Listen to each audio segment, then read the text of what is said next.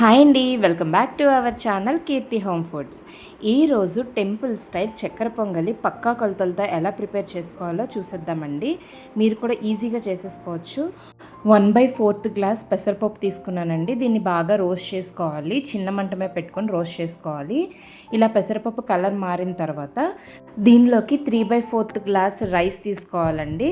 దీని అంతటిని శుభ్రంగా కడుక్కొని ఇందులోకి 2 గ్లాసులు వాటర్ పోసుకొని విజిల్ వేయించుకోవాలండి. ఒక 4 విజిల్స్ వేయించుకుంటే సరిపోతుంది.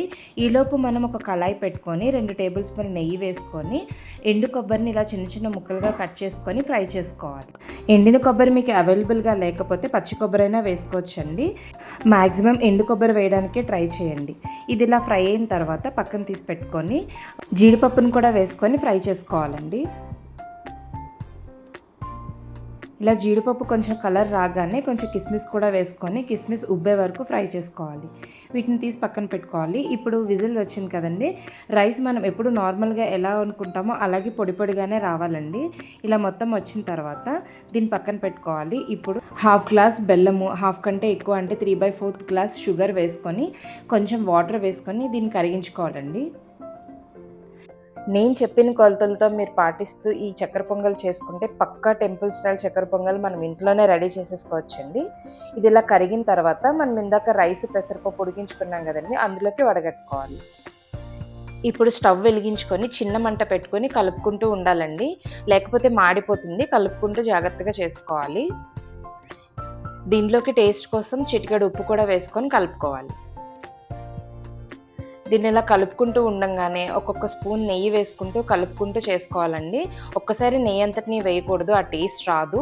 ఒక స్పూన్ నెయ్యి వేసుకొని కలుపుకొని మళ్ళీ ఒక స్పూన్ నెయ్యి వేసుకొని కలుపుకుంటూ చేసుకుంటే దీని టేస్ట్ చాలా బాగుంటుందండి. ఇలా నేను 4 టేబుల్ స్పూన్ నెయ్యి వేసుకొని కలుపుకుంటూ చేసుకున్నానండి.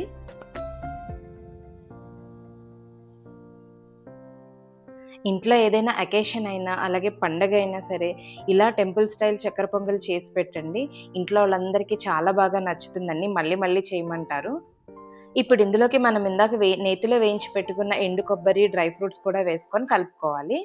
ఒక టేబుల్ స్పూన్ యాలకుల పొడి కూడా వేసుకొని కలుపుకోవడమేనండి.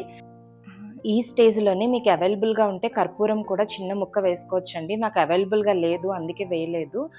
మీకు నచ్చితే వేసుకోవచ్చండి కర్పూరం, లేకపోతే అవాయిడ్ చేయొచ్చు.